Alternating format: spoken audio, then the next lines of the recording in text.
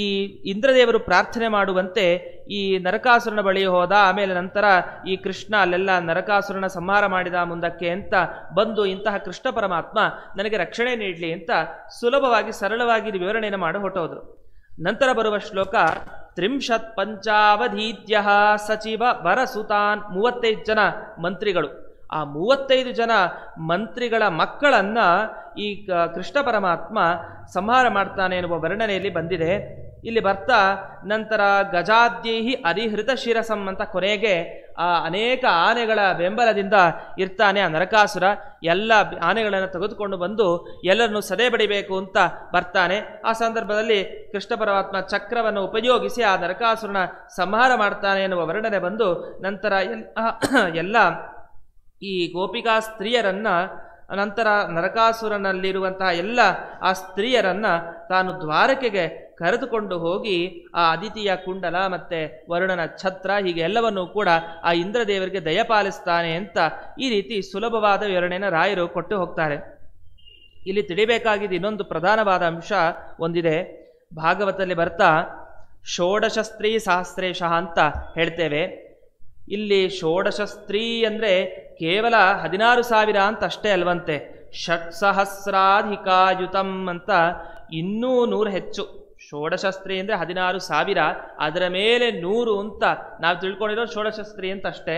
ಆದರೆ ಅಷ್ಟೇ ಅಲ್ವಂತೆ, ಷೋಡಶ ಸ್ತ್ರೀ ಸಹಸ್ರದ ಜೊತೆಗೆ ಇನ್ನೂ 100 ಹೆಚ್ಚಿದೆ ಅಂತ ತಿಳ್ಕೊಳ್ಬೇಕಂತೆ. ಅದನ್ನ ಕನ್ಯಾಪುರೇ ಸಕನ್ಯಾನಾಂ ಷೋಡಶಾತುಲ ವಿಕ್ರಮ ಶತಾಧಿಕಾನಿ ದದೃಶೆ ಸಹಸ್ರಾಣಿ ಮಹಾಮತೆ ಅಂತ ಬೇರೆ ಕಡೆ ಇರುವ ಪುರಾಣದಿಂದ ತಿಳಿದುಕೊಳ್ಬೇಕು. ಇನ್ನೂ ಹೆಚ್ಚಿನ ಇದು ಹೆಣ್ಣು ಮಕ್ಕಳಿದ್ರಂತೆ, ಎಲ್ಲರನ್ನೂ ಕೂಡ ಬಂಧಿತರನ್ನಾಗಿ ನರಕಾಸುರ ಮಾಡಿದ್ದ ಅಂತ.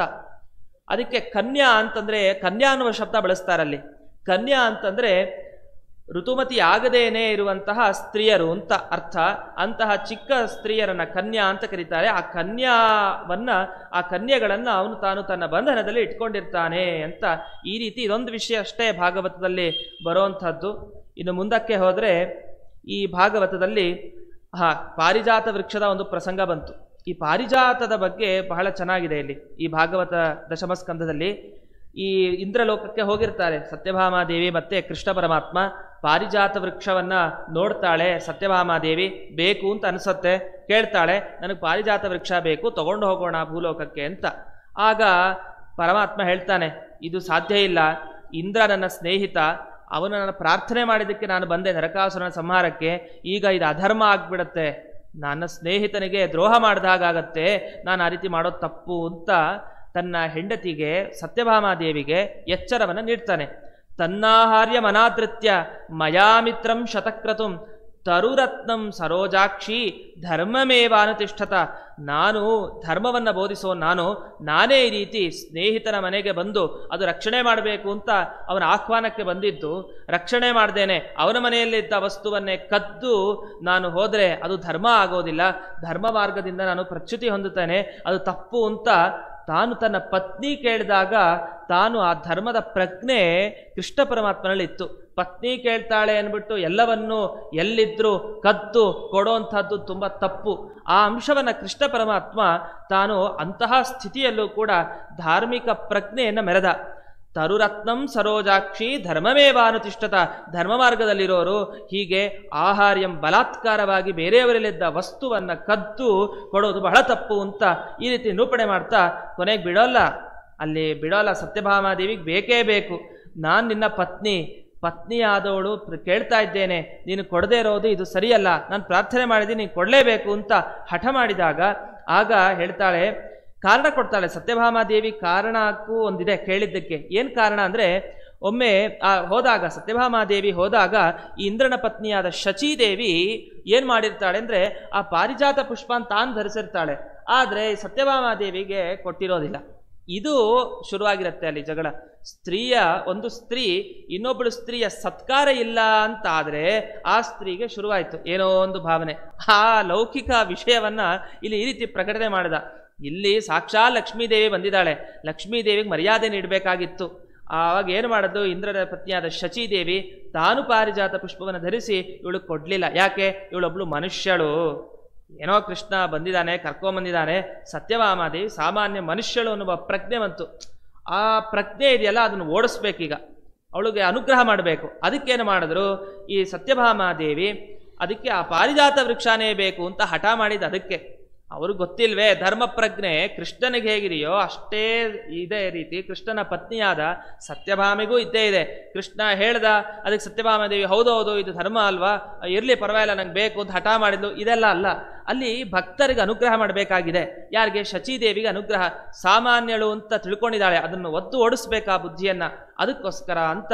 ಇದನ್ನ ನಾವು ಈ ಭಾಗವತ ಓದಿದ ಕೂಡಲೇ ಗೊತ್ತಾಗಲ್ಲ. ಇದನ್ನ ವಿಷ್ಣು ಪುರಾಣ, ಹರಿವಂಶ ಅದೇ ಹೇಳಿದೆ. ಯಾವುದೇ ಒಂದು ಈ ತಾತ್ಪರ್ಯ, ಈ ರಾಯರ ಗ್ರಂಥ ಓದಬೇಕು ಅಂದರೆ ಒಂದು 5-6 ಪುರಾಣಗಳು ಓದಿರಲೇಬೇಕು ಕನಿಷ್ಠ ಪಕ್ಷ. ಅಷ್ಟು ಓದಿದ್ರೆ ಒಂದೊಂದೇ ಪದ ಹಾಕಿ ಹಾಕಿ ಅದರ ಸಿದ್ಧಾಂತ ಸಾರ ಹೇಳಿರ್ತಾರೆ. ಇಲ್ಲಿ ವಿಷ್ಣು ಪುರಾಣದಲ್ಲಿ ಬಂದ ಮಾತು ಇದು. ಶಚೀಚ ಸತ್ಯಭಾಮಾಯೈ ಪಾರಿಜಾತಸ್ಯ ಪುಷ್ಪಕಂ ನದದೌ, ಕೊಡ್ಲಿಲ್ಲ. ಯಾಕೆ? ಮಾನುಷೀಂ ಮತ್ವ ಸ್ವಯಂ ಪುಷ್ಪೈರಲಂಕೃತ. ಚೆನ್ನಾಗಿ ಅಲಂಕಾರ ಮಾಡ್ಕೊಂಡ್ಬಿಡ್ಲಂತೆ ಶಚೀದೇವಿ. ಒಂದು ಪುಷ್ಪನಾದರೂ ಮನುಷ್ಯಳು ಅಂತ ಒಂದು ಮಾನವೀಯತೆ. ಆ ಮಾನವೀಯತೆ ಯಾಕೆ ಬೇಕು? ದೇವತೆ ಅವಳು, ದೇವತೆಗಳಿಗೆ ಮಾನವೀಯತೆ ಯಾಕೆ ಬರುತ್ತೆ? ಅದು ಬೇಕಾಗಿಲ್ಲ. ಮನುಷ್ಯರು ಅಂದರೆ ಒಂಥರ ಅಸಖ್ಯ ಅವರಿಗೆ ಅಂತ ಈ ಭಾವನೆಯಲ್ಲಿ ಕೊಡಲಿಲ್ಲ ಅಂತ ಬಂತು. ಅದಕ್ಕೆ ನಾಭ್ಯನಂದ ದುರಾಚಾರ ಶಚೀಮಾಂ ಗೃಹಮಾಗತಾಂ, ನಾನು ಮನೆಗೆ ಬಂದಿದ್ದೀನಿ ಎಂಥ ಕೆಟ್ಟ ಆಚಾರ್ಯವಳು, ಒಂದು ಗೌರವ ಕೊಡಬಾರ್ದ, ಒಂದು ಪುಷ್ಪ ಕೊಡಬಾರ್ದ ನನಗೆ ಎನ್ನುವ ಸಿಟ್ಟು ಬಂದು ಹೇತುರ್ಹಿ ವೃಕ್ಷಸ್ತಸ್ಯಾಯಂ, ಅದಕ್ಕೋಸ್ಕರನೇ ನಾನು ಹೇಳ್ತಾ ಇರೋದು. ಭರ್ತೃ ಪೌರುಷ ಗರ್ವಿತ, ತನಗೆ ದೊಡ್ಡ ಅಹಂಕಾರ ಬಂದಿದೆ ಆ ಶಚೀದೇವಿಗೆ. ಇಂದ್ರ ತಾನು ವೈಭವದಿಂದ ಇದ್ದಾನೆ, ಮೇಲ್ ಕೂತಿದ್ದಾನೆ, ಪಾರಿಜಾತ ವೃಕ್ಷ ಅಲ್ಲೇ ಹತ್ರದಲ್ಲಿ ಇಟ್ಕೊಂಡಿದ್ದಾನೆ ಅಂತ ಶಚೀದೇವಿಗೆ ಆ ಗರ್ವ ಬಂದಿದೆ. ಅದಕ್ಕೋಸ್ಕರ ನಂಗೆ ಬೇಕೇ ಬೇಕು, ಎತ್ಕೊಂಡು ಹೋಗೋಣ ಅಂತ ಈ ಪಾರಿಜಾತ ವೃಕ್ಷ ಎತ್ಕೊಂಡು ಭೂಲೋಕಕ್ಕೆ ಹೋಗೋಣ ಅಂತ ಮತ್ತೆ ಮತ್ತೆ ಪೀಡಿಸಿದ್ದು. ಪ್ರಿಯಾಹಂ ತವಚೇನ್ನಾಥ ನೋಚೇದ್ ವಿರಮ ಸಾಂಪ್ರತಂ, ನಿಜವಾದ ನಿನ್ನ ಪತ್ನಿ ಆಗಿದ್ರೆ, ನಿನಗೆ ನಾನು ಪ್ರೀತಿ ಪಾತ್ರಳಾಗಿದ್ರೆ ತಕ್ಷಣನೇ ಈಗ ಅದನ್ನು ತಗೊಂಡು ಬಂದು ಹೋಗೋಣ, ಇಲ್ಲ ಅಂದರೆ ನಾನು ಬಿಟ್ಬಿಡು, ನನ್ನ ಪಾಡಿಗೆ ನಾ ಹೋಗ್ತೀನಿ ಅಂತ ಈ ರೀತಿ ಕೋಪದ ಪ್ರದರ್ಶನವನ್ನ ಸತ್ಯಭಾಮಾದೇವಿ ಕೃಷ್ಣನ ಮುಂದೆ ಮಾಡ್ತಾಳೆ. ಆಗ ಸರಿ, ಕೊನೆಗೂ ಪತ್ನಿಗೆ ಕೃಷ್ಣ ಪರಮಾತ್ಮ ಸೋತ, ಹೆಂಡತಿಗೆ ಕೊನೆಗೆ ಪತಿ ಸೋತೇ ಸೋತ ಅಂತ ಹೇಳ್ತಾ ಇತ್ಯುಕ್ತ ಸತ್ಯಯ ಕೃಷ್ಣ ತಾನನಾದೃತ್ಯ, ಮೊದಲು ಧಾರ್ಮಿಕ ಪ್ರಜ್ಞೆ ಮೆರೆದ, ಆಗಲ್ಲ, ಕೊನೆಗೆ ಏನೂ ಆಗಲಿಲ್ಲ, ಕೊನೆಗೆ ಸೋಲ್ಲೇಬೇಕು ಅಂತ ಈ ರೀತಿ ಲೌಕಿಕ ವಿಷಯಗಳನ್ನು ಕೂಡ ತಾನು ತೋರಿಸ್ತಾ ಹೀಗೆಲ್ಲ ಆಗತ್ತೆ, ನೀವು ಧಾರ್ಮಿಕ ಪ್ರಜ್ಞೆಯನ್ನು ಇಟ್ಕೊಳ್ಳಿ, ಮರಿಬೇಡಿ ಎನ್ನುವ ಒಂದು ಭಾವನೆಯನ್ನು ವ್ಯಕ್ತಪಡಿಸ್ತಾ ಅವನು ಸರಿ ಅಂತ ಪಾರಿಜಾತ ವೃಕ್ಷವನ್ನ ಕಿತ್ತಿ ಹೋಗಬೇಕಾದ್ರೆ ಎಚ್ಚರಿಸ್ತಾರಲ್ಲ, ಇಂದ್ರನ ಅಲ್ಲಿ ಅನುಚರರಲ್ಲೇ ಎಚ್ಚರಿಸ್ತಾರೆ, ಬೇಡ ಕೃಷ್ಣ ಬೇಡ, ಈ ವೃಕ್ಷನ ಒಯ್ದಬೇಡ, ಇಂದ್ರದೇವರೆಲ್ಲ ಓಡ್ ಬರ್ತಾರೆ ನಿನ್ನ ಹಿಂದೆ, ಈ ತಪ್ಪನ್ನು ಮಾತ್ರ ಮಾಡಬೇಡ ನೀನು ಅಂತ ಎಚ್ಚರಿಸಿದ್ರು. ಅದಕ್ಕೆ ಎಲ್ಲರೂ ಕೂಡ ಒಂದು ಕ್ಷಣ ಕಲ್ಯಾವೇಶದಿಂದ ಎಲ್ಲರೂ ಈ ಮಾತನಾಡ್ತಾರೆ. ಇನ್ನೂ ಕೃಷ್ಣ, ಇನ್ನೂ ಸತ್ಯಭಾಮೆ. ನೋಡಿ, ಮನುಷ್ಯರಾದವರು ಎಲ್ಲರೂ ದೇವತಾ ಲೋಕಕ್ಕೆ ಹೋಗ್ಲಿಕ್ಕೆ ಆಗಲ್ಲ. ದೇವತಾ ಲೋಕಕ್ಕೆ ಬಂದಿದ್ದಾರೆ ಇಬ್ರು, ಯಾರು? ಕೃಷ್ಣ ಸತ್ಯಭಾಮ. ಇವ್ರು ದೇವತೆ ಆಗದೆ ಇರ್ಲಿಕ್ಕೆ ಸಾಧ್ಯವೇ? ಮನುಷ್ಯರು ಅನ್ನುವ ಪ್ರಜ್ಞೆ ದೇವತೆಗಳಿಗಿದೆ. ಅಂದ್ರೆ ಭಗವಂತನ ಮಾಯೆ ಹೇಗಿದೆ ಅಂದ್ರೆ, ಯಾವ ಲೋಕಕ್ಕೆ ಹೋದ್ರೂ ತನ್ನ ಸ್ವರೂಪ ಗೊತ್ತಾಗಲ್ಲ. ಭೂಲೋಕಕ್ಕೆ ಬಂದ್ರು, ಈಗ ನಮ್ಮ ಕಣ್ಮುಂದೆನೆ ಭಗವಂತ ಬಂದು ನಿಂತರು, ನಾ ಎಲ್ಲ ಏನು 5-6 ಚಕ್ರಧಾರಿ ಮಾಡ್ಕೊಂಡ್ರು, ಯಾರೋ ಹಾಕೊಂಡ್ ಬಂದಿದ್ದಾನೆ, ಏನೋ ಮಾಯಾಶಕ್ತಿ ಬಳಸ್ಕೊಂಡು ಬಂದಿದ್ದಾನೆ ಅಂತಾನೆ ತಿಳ್ಕೊಳ್ತೀವಿ ಹೊರತು, ಅಂದ್ರೆ ಭಗವಂತ ಸಾಕ್ಷಾತ್ ತಾನು ನಮ್ಮ ಕಣ್ಣ ಮುಂದೆ ಬಂದ್ರು, ತಾನು ನಮಗೆ ಇವನು ಭಗವಂತ ಅನ್ನುವ ಜ್ಞಾನ ನಮಗೆ ಕೊಡದೇ ಇದ್ರೆ ಅವನು ಭಗವಂತ ಅನ್ನುವ ಜ್ಞಾನ ನಮಗೆ ಬರೋದೇ ಇಲ್ಲ. ಎಲ್ಲಾ ಬುದ್ಧಿಶಕ್ತಿ, ಎಲ್ಲಾ ಶಕ್ತಿಗಳು ಆ ಭಗವಂತನ ಅಧೀನ. ಈ ರೀತಿ ಕೃಷ್ಣ ಪರಮಾತ್ಮನಿಗೆ ಎಚ್ಚರಿಸ್ತಾರೆ. ಆ ಕಾಡನ್ನು ರಕ್ಷಣೆ ಮಾಡೋರು, ಪಾರಿಜಾತ ವೃಕ್ಷವನ್ನು ರಕ್ಷಣೆ ಮಾಡೋರು, ಅನೇಕ ದೇವತೆಗಳು ಎಲ್ಲ ಒಬ್ಬೊಬ್ಬರೇ ಯುದ್ಧ ಮಾಡ್ಲಿಕ್ಕೆ ಪ್ರಾರಂಭ ಮಾಡ್ತಾರಂತೆ. ಎಲ್ಲಾ ದಿಕ್ಪಾಲಕರು ಬರ್ತಾರಂತೆ, ಇಂದ್ರನ ಜೊತೆಗೆ ಸಪೋರ್ಟ್ ಕೊಡ್ಲಿಕ್ಕೆ ಎಲ್ಲರೂ ಬಂದ್ರು. ಯಮದೇವರು ಬಂದ್ರು, ನಂತರ ವರುಣದೇವರು ಬಂದ್ರು, ಎಲ್ಲಾ ದಿಕ್ಕಿನ ಅಧಿಪತಿಗಳು, ಕೊನೆಗೆ ರುದ್ರದೇವರು ಬಂದ್ರು. ರುದ್ರದೇವರಂತೂ ತರಿಸ್ತಾನೆ ಇರ್ತಾರೆ. ಯಾಕೆ ತರಿಸ್ತಾ ಇರ್ತಾರೆ ಅಂದ್ರೆ, ನೀವು ರುದ್ರನನ್ನ ಸರ್ವೋತ್ತಮ ಅನ್ನುವ ಚಿಂತನೆ ಬಿಟ್ಬಿಡಿ, ರುದ್ರನಿಗೆ ಕಲ್ಯಾವೇಶ ಇದೆ ರುದ್ರದೇವರಿಗೆ ಅನ್ನುವ ಅಂಶ ಅಷ್ಟೇ. ರುದ್ರದೇವರು ದೊಡ್ಡವರಲ್ಲ ಅನ್ನೋದ್ರಲ್ಲಿ ತಾತ್ಪರ್ಯ ಅಲ್ಲ, ಭಗವಂತನಿಗಿಂತ ಚಿಕ್ಕವರು ಅಂತ ಹೇಳೋದ್ರಲ್ಲಿ ತಾತ್ಪರ್ಯ ಇಟ್ಕೊಂಡು ಅಲ್ಲಲ್ಲಿ ರುದ್ರದೇವರನ್ನ ಸ್ವಲ್ಪ ಕಲ್ಯಾವೇಶ ಬಂತು, ಅದಕ್ಕೋಸ್ಕರ ಈ ರೀತಿ ಮಾಡಿದ್ರು ಅನ್ನುವ ವರ್ಣನೆ ಮಾಡ್ತಾ ಇದ್ದಾರೆ. ಈ ರೀತಿ ಕೊನೆಗೆ ಒಬ್ಬೊಬ್ಬರೇ ಅಟ್ಟಿಸ್ಕೊಂಬಂದ್ರು. ಎಲ್ಲರೂ ಕೂಡ ಆ ಭಗವಂತನ ಹತ್ರ ಯುದ್ಧ ಮಾಡ್ಲಿಕ್ಕೆ ಬಂದ್ರು. ಭಗವಂತನ ಮುಂದೆ ಯುದ್ಧ ಏನು, ಆರಾಮಾಗಿ ಮನುಷ್ಯ ರೂಪದಲ್ಲೇ ಇದ್ದು ಎಲ್ಲರನ್ನೂ ಕೂಡ ಸೋಲಿಸ್ತಾ ಅಂತ.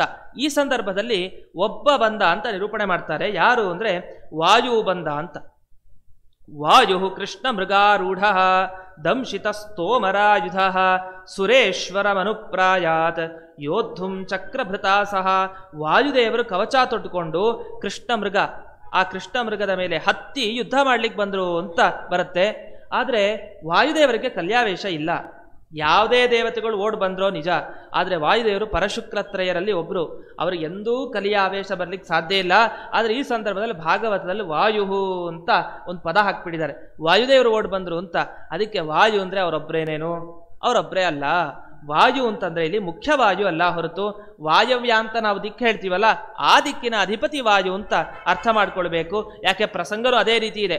ಇಂದ್ರ ಪೂರ್ವ ದಿಕ್ಕಿಗೆ ಅಧಿಪತಿ, ಹಾಗೆ ಎಲ್ಲಾ ದಿಕ್ಕಿನ ಅಧಿಪತಿಗಳು ಅವನ ಜೊತೆ ಅವಾಗ ಸಹಕಾರ ಕೊಟ್ಟರು ಅಂತ ಅರ್ಥ. ಹಾಗಾಗಿ ಇಲ್ಲಿ ವಾಯು ಅಂತಂದ್ರೆ ಆ ಮುಖ್ಯವಾಯು ಪ್ರಾಣದೇವರನ್ನು ತಗೊಳ್ಳೋದಲ್ಲ, ಕಿಂತು ಈ ವಾಯು ವಾಯವ್ಯ ದಿಕ್ಕಿಗೆ ಅಧಿಪತಿಯಾದ ವಾಯುವನ್ನು ತಗೊಳ್ಬೇಕು ಅಂತ ತಿಳಿದುಕೊಳ್ಬೇಕು. ಈ ರೀತಿ ಎಲ್ಲ ಅಟ್ಟಿಸ್ಕೊಂಡು ಬರ್ತಾರೆ ಕೃಷ್ಣನನ್ನ. ಅದೇ ಕೃಷ್ಣ ಪರಮಾತ್ಮ ತಾನು ಏನೂ ಕೂಡ ಅದರಲ್ಲಿ ವಿಚಲಿತನಾಗೋದಿಲ್ಲ, ಎಲ್ಲರನ್ನೂ ಕೂಡ ಸೋರಿಸ್ತಾನೆ ಅಂತ ಈ ರೀತಿ ವರ್ಣನೆ ಬರುತ್ತೆ.